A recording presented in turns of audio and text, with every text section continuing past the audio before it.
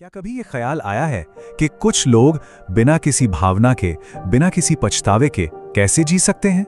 आज हम एक ऐसे ही थोड़े परेशान करने वाले लेकिन बेहद दिलचस्प विषय में उतर रहे हैं, मनोरोगी का शून्य।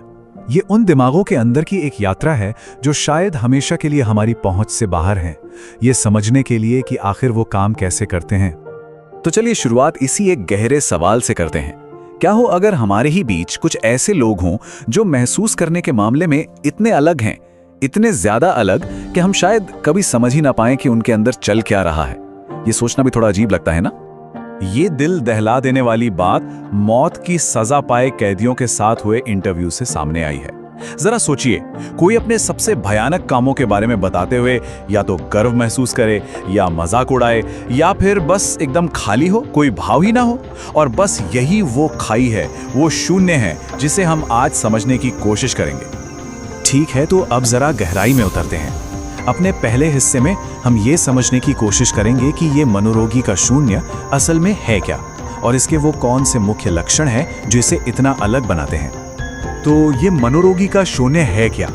देखिए, आसान शब्दों में कहें तो ये एक ऐसी मानसिक अवस्था है जहां भावनाएं बस होती ही नहीं है। ये सही गलत में फर्क करने की, किसी और का दर्द महसूस करने की या अपने किए पर पछतावा होने की, इन सारी क्षमताओं की एक गहरी कमी है। ये एक गहरा भावनात्मक खालीपन है। रॉबर्ट हेयर की साइकोपैथी चेकलिस्ट हमें कुछ साफ साफ लक्षण बताती है, जैसे सतही भावनाएं, मतलब वो जो इमोशंस दिखाते हैं वो अक्सर असली नहीं, बस एक मुखौटा होते हैं। उनमें दूसरों के लिए कोई सहानुभूति नहीं होती। वो बड़ी आसानी से और लगातार झूठ बोलते हैं और लोगों को सिर्फ अपने फायदे के लिए इस्तेमाल करते हैं। और शायद सबसे जरूरी, उन्हें अपने कामों के लिए कभी कोई पछतावा या अपराध बोध महसूस नहीं होता।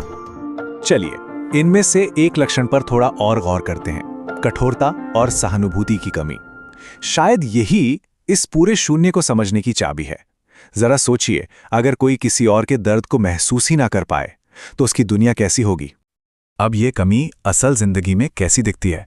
इसका मतलब है कि किसी को ये समझाने की कोशिश करना कि उनके काम से दूसरों को कितनी तकलीफ हुई, ये सच में एक दीवार से बात करने जैसा है। वो संदेश, वो अपील उन तक पहुंचती ही नहीं है। उनका इमोशनल कवच, कह लीजिए, इतना मजबूत होता है कि ऐसी कोई बात उसे भेद ही नहीं पाती। अब जब हम ये जानते हैं कि उनमें क्या कमी है, तो अगला सवाल ये है कि वो जो करते हैं वो क्यों करते हैं, उन्हें प्रेरणा कहाँ से मिलती है। जैसा कि हम देखेंगे, वो एक पूरी तरह से अलग नियम पुस्तिका, एक अलग रूल बुक के हिसाब से खेलते हैं। और ये फर्क सच में जमीन आसमान का है। जहां हम में से ज्यादातर लोग सहानुभूति, अपराधबोध और दूसरों से जुड़ाव जैसी चीजों से प्रेरित होते हैं, वहीं एक मनोरोगी का दिमाग कंट्रोल, रोमांच, अहंकार और दूसरों को अपनी मर्जी से चलाने की इच्छा से चलता है। ये सिर्फ सोच का फर्क नहीं है, ये एक पूरी तरह से अलग ऑपरेटिंग सिस्टम है, मानो वो किसी दूसरे ग्रह से आए हों। तो यहां समझने वाली सबसे बड़ी बात यह है, वो नियमों को इसलिए नहीं तोड़ रहे हैं कि वो विद्रोही हैं। नहीं, वो एक ऐसा खेल खेल रहे हैं जिसके नियम ही बिल्कुल अलग हैं। उनकी दुनिया में हमारे नियम और हमारे मूल्य लागू ही नहीं होते। मामला कुछ ऐसा है जैसे हम सब शतरंज खेल रहे हैं और वो कोई और ही गेम खेल रहे हैं जिसके नियम सिर्फ उन्हें पता है। तो इस सबसे हम क्या सीखते हैं? जब हम इन सभी टुकड़ों को एक साथ जोड़ते हैं तो एक बहुत ही गंभीर, यानी सोचने पर मजबूर करने वाली तस्वीर सामने आती है। और यही इस पूरी बातचीत का सार है। अपराधियों में एक ऐसा समूह है जो उस अंदरूनी नैतिक कंपास के बिना काम करता है जो हम बाकी लोगों को रास्ता दिखाता है। उन तक पहुंचना सचमुच नामुमकिन है, क्योंकि जिस भाषा में हम बात करते हैं, भावनाओं और विवेक की भाषा, वो उनके लिए एक ऐसी विदेशी भाषा की तरह है जिसे वो कभी सीख ही नहीं सकते। और आखिर में ये एक बहुत बड़ा और शायद थोड़ा परेशान करने वाला सवाल छोड़ जाता है।